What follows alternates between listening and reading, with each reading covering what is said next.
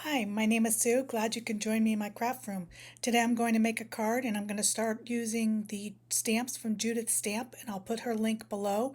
Then I'm going to go ahead and I'm going to use the Distress Oxide inks and the ice cream from Gina K's So Cool stamp set.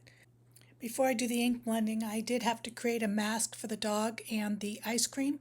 And so here I'm trying to put the ice cream cone in front of the dog. So I'm going to stamp it first and then I'll go ahead and stamp the dog after that. The inspiration from this card was my dog who absolutely loves his ice cream. He could eat that all the time. So that is what my inspiration was for the card. I think Chocolate Labs could eat ice cream all day if we let them.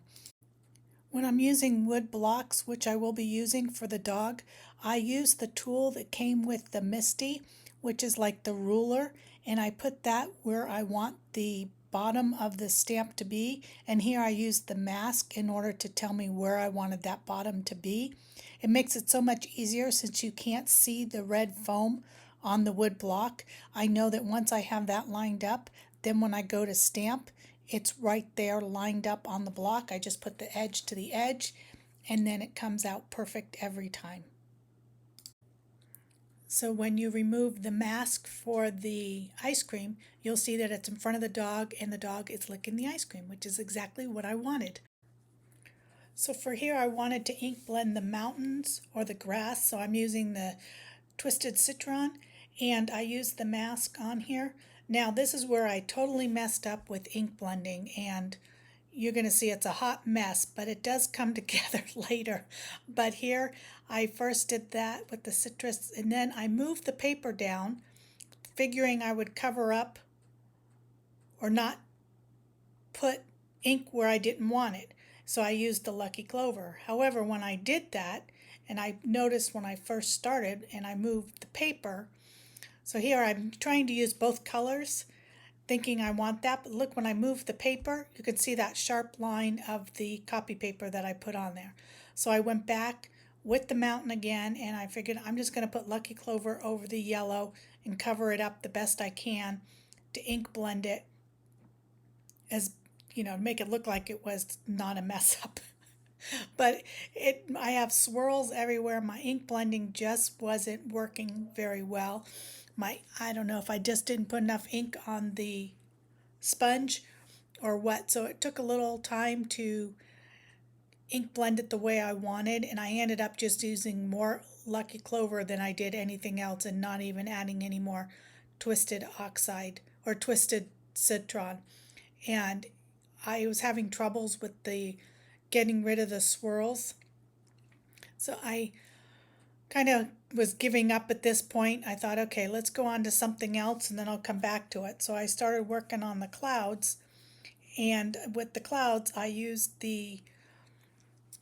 this broken china, I believe it is. But as you can see, it was very juicy. So that first one was really dark.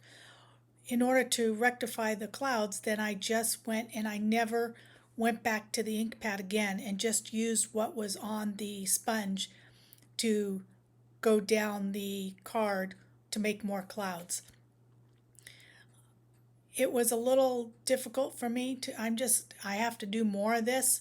It takes a while to kind of get the clouds the way you want them. And then what I did was I ended up going over the Twisted Citron, that yellow, just to make it more blue and kind of get rid of that yellow. It just wasn't working for me.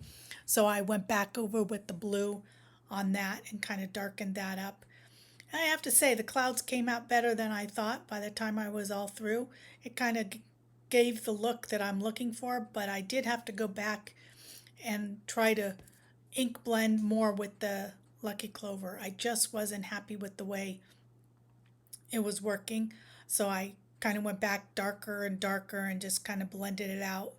And then I knew that once I let it dry, it's going to set a little bit better, so I kind of let it set for a little bit and I took the mask off for the dog and the ice cream and I just figured I'd start coloring those first. So what is National Ice Cream Day? It's in honor of the first ice cream cone, which was invented in New York in 1896 by an Italian immigrant. and his name was Italo Marchiony. I hope I'm saying that right. And I am so glad he discovered ice cream cones.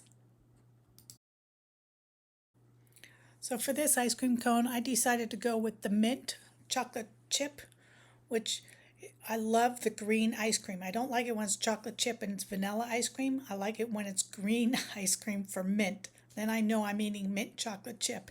And then I added some brown sprinkles because you can never have enough sprinkles on your ice cream cone. For the dog, I wanted to do the chocolate lab since that's what my little baby is. But in order to keep it a little bit different than the cone, which is also dark brown, I ended up using what's called dark suntan, which is a little bit lighter than the colors that I had for the cone. I didn't do any shading here. I just kept it the light color, which I do think it needs more shading, and I will be, I think, adding more in there. And then for his tongue, I kind of lost where the tongue was because of the ice cream cone, so I pulled the block out again so I can kind of see where it should have been. It really wasn't that much, but enough that I wanted to see where it was. And then I had to go back with the brown a little bit for the places that I missed. And here I'm adding a little bit of the darker brown to kind of give the nose and maybe a little bit of shadowing. And I went in with the cream color because I wanted a vanilla, and it's more of a neutral for vanilla. It's kind of hard to find a vanilla color Copic, but this was the closest I could. Or it's either vanilla or it's coffee ice cream. I guess you choose. Then I went in with an orange collar because that's what my dog has, and I went with the red tag, trying to think that I wanted to tie it into the cherry to kind of bring another red. I probably could have done that different color. It kind of just blends in a little bit too much.